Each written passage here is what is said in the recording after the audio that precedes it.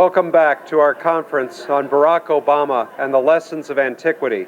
Thank you for joining us and continuing to be with us this morning for this very exciting and dynamic panel with the speakers. Bruce Thornton, thank you for an excellent morning keynote address. Well, we have a wonderful panel coming up. It's called Lessons of Ancient Greece and Rome. It'll be about an hour and 15 minutes. We have 4 very distinguished scholars, and to head that panel, I've asked a colleague of mine at Grand Valley State University to help run that panel. His name is Charles Pazdernik, and he is the head of the Classics Department here at Grand Valley State University. He's also, in addition to being the chair of that very distinguished program, he is an associate professor. He comes with a great pedigree, a bachelor's degree from Cornell, master's from the University of Oxford, and a master's and Ph.D. from Princeton in the classics. And he's been a Pew Teaching Excellence Fellow here at Grand Valley State University. And he's been a junior fellow at Harvard University's Center for Hellenic Studies. He has a number of interesting publications as well. Without further ado, I'd like to invite Charles Pazdernik forward. Thank you very much.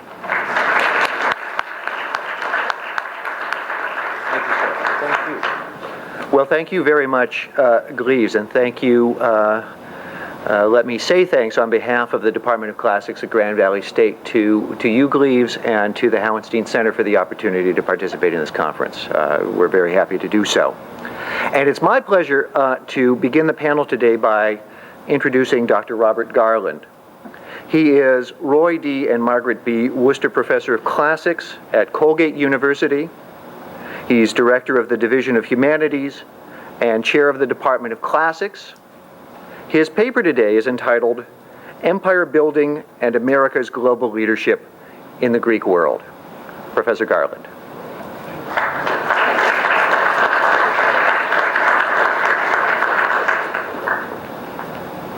Thank you. I'd like to also reiterate thanks to the Hauenstein Center and to the Department of Classics here, to Whitney especially. When I got the invitation to this conference, I thought of a joke about what heaven is all about. You play a perfect round of golf in the morning, in my case, a perfect game of squash. You watch the Yankees beat the Red Sox, in my case, Manchester United beat Liverpool. And then you have dinner with all the greatest minds who have ever lived. And at a certain moment in the conversation, God, at the top of the table, says, "Shut up, Socrates. I want to hear what Garland has to say." I'll admit it, some of my colleagues think there's something a trifle presumptuous about a bunch of classicists offering advice to the Obama administration. The Greeks themselves, of course, wouldn't have thought so. Thucydides, had he been invited here today, would no doubt somewhat testily, as was his wont, have restated his cardinal belief that history is written for those who seek an understanding of the future, since, I quote, "Human nature being what it is, the future will resemble if it does not repeat the past." The biographer Plutarch, too, though he did not share this view, would have argued more graciously, as was his wont, that we live by example, and that the purpose of biography, a subdivision of history, is to provide methods of moral excellence and its opposite. Though being a sophisticated intellect, Plutarch would have gone on to point out that human personality is invariably a combination of both. Not just the Greek historians, but also the Greek poets would have been on the same page. From Homer onwards, poetry was, of course, in the service of education. The dramatists, all poets, of course, were known as didaskaloi, as teachers, and their lessons, it goes without saying, were and are eternal. I have but one lamp by which my feet are guided, and that is the lamp of experience. I know of no way of judging of the future but by the past. So stated the Enlightenment historian Edward Gibbon. Since the 19th century, however, we have been much less trusting than either Thucydides or Plutarch or Gibbon about our relationship with the past, which makes this conference, its political import apart, a highly unusual cultural event. Contrast Gibbon with George Bernard Shaw. We learn from history that we learn nothing from history. Or with Henry Ford, history is bunk. Or with Kurt Vonnegut, history is merely a list of surprises. It can only prepare us to be surprised again. America, however, is ever the exception. I would bet top dollar that no such conference is taking place in any other Western democracy.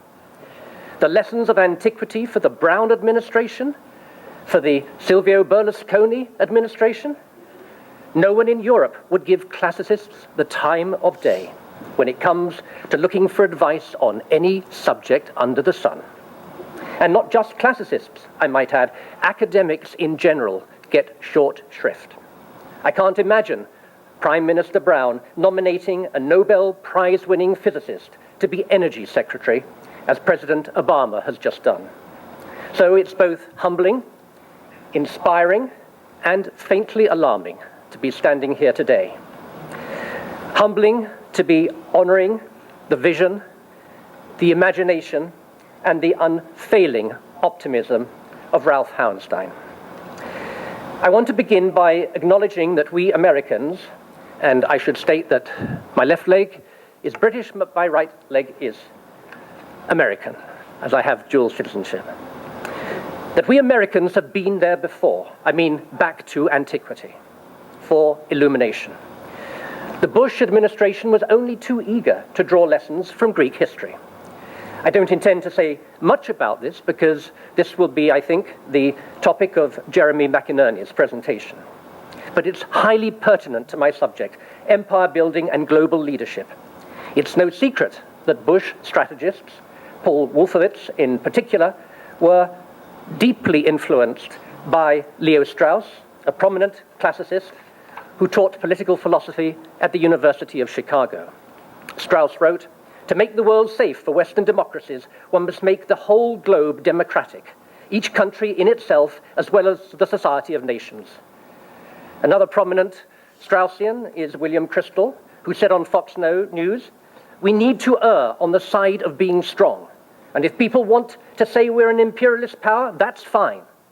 That reminds me of the definition of Machtpolitik that Thucydides puts into the mouth of Pericles. The empire that you hold is a tyranny. It may have been wrong to acquire it, but it would certainly be folly to let it go. I mention the neoconservatives because I believe they constitute a warning. Their admiration for what they saw as lessons from antiquity in the area of empire building did not serve this country as well as it might.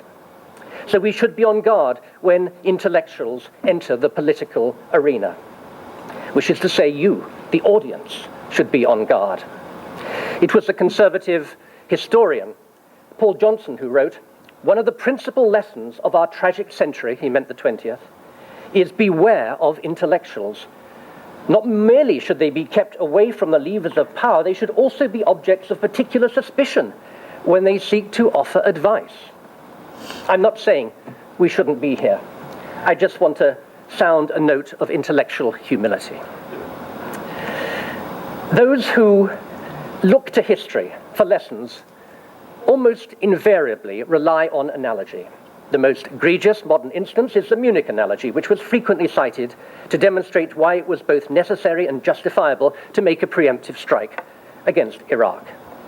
But the problem with analogies is that they only ever work if one adds the magical Latin words mutatis mutandis, when the things that have to be changed are changed. No two set of historical circumstances are exactly parallel, and it is often the case that the mutanda, the things that have to be changed, are so distinctive that they invalidate the analogy.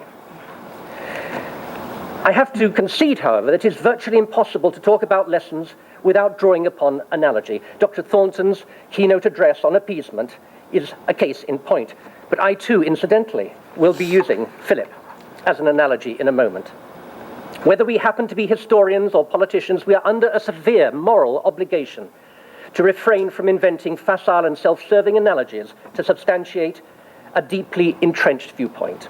Antiquity particularly lends itself to facile and self-serving analogies because it is so imperfectly understood.